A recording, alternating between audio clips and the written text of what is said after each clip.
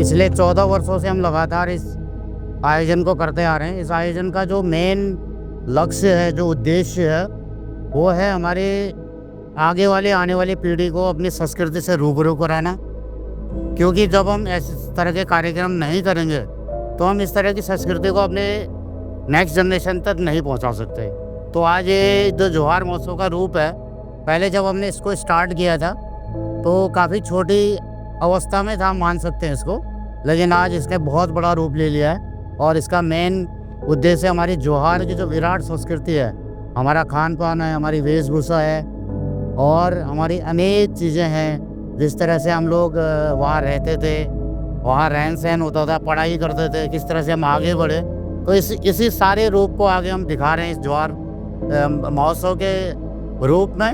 और जोहार महोत्सव में जैसे हमारा प्लान क्या जो रूप है हमारा, क्योंकि हम जो मुंशियारी के रहने वाले हैं और सारे लोग अपने रोजी रोटी के लिए बाहर आ गए हैं, तो बाहर हमारी काफ़ी संख्या है। और इसी को जोड़ने के लिए, क्योंकि हमारी जो हल्द्वानी है, हल्द्वानी में कम से कम हमारे 2000 से ज़्यादा परिवार यहाँ पर निवासरत है, तो हमने ये सोचा कि यार हम जो एकजुट हो गए अपने एक कार्यक्रम करें, आपस में मेल जोल करें। तो आज हल्द्वानी के अलावा भी हमारे यहाँ पे लखनऊ से, मुंबई से, दिल्ली से, पिथौरागढ़ से, डीडी हाट से, थल से, यहाँ पर लोग आपस में मिलने के लिए आते हैं और अपनी संस्कृति को देखते हैं। यहाँ पर शानदार जो कार्यक्रम होता है,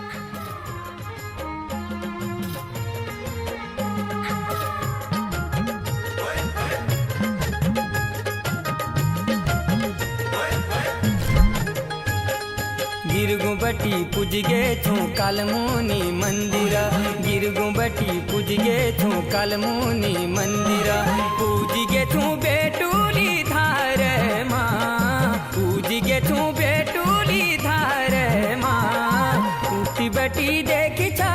और यहाँ पे जोहार में मुंशियारी, रंग, पहाड़ी जितने भी कल्चर है, तो उन पे हम लोग ने अलग अलग पेंटिंग्स बनाई है।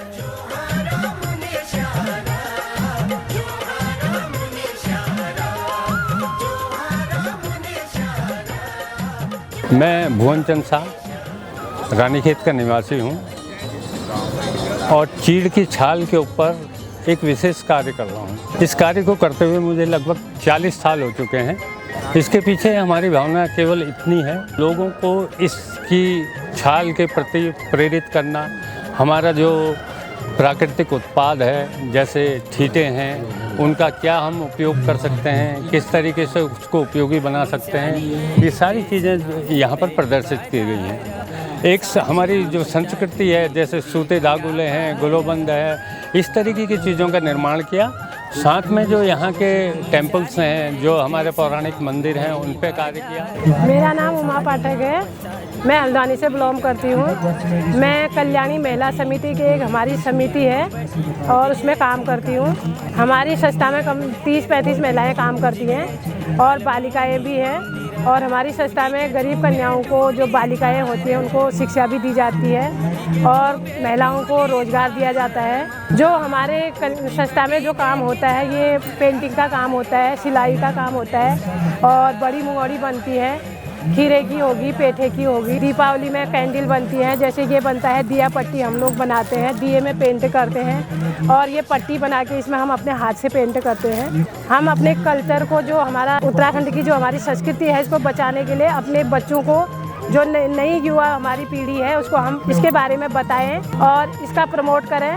जो हमारे बच्चे बाहर जाके, विदेशों में जाके हमने अपने कल्चर को भूल जाते हैं, अपने घर में ही अपने बच्चों को बता के, सिखा के कि ये हम ऐसे ऐसे, हमारे पुरानी धरोहर ऐसी ऐसी है, इस हिसाब से हम अपने कल्चर को प्रमोट कर सकते हैं।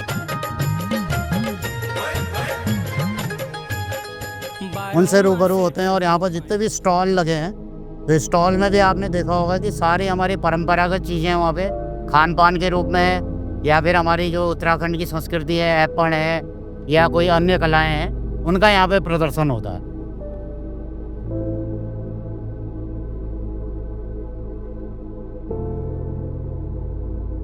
यूथ के बारे में मैं बताना चाहूँगा कि जब हमने शुरुआत इसकी की थी, तो हम लोग सब बुजुर्गों के साथ ये काम करते थे। धीरे धीरे यूथ को हमने जोड़ा और उनको बताया कि यार हम आगे कैसे बढ़ सकते हैं। यहाँ पे जैसे कई यूथ हैं जिन्होंने अपने इस संस्कृति या कल्चर को अपना के अपना व्यवसाय भी बना लिया है।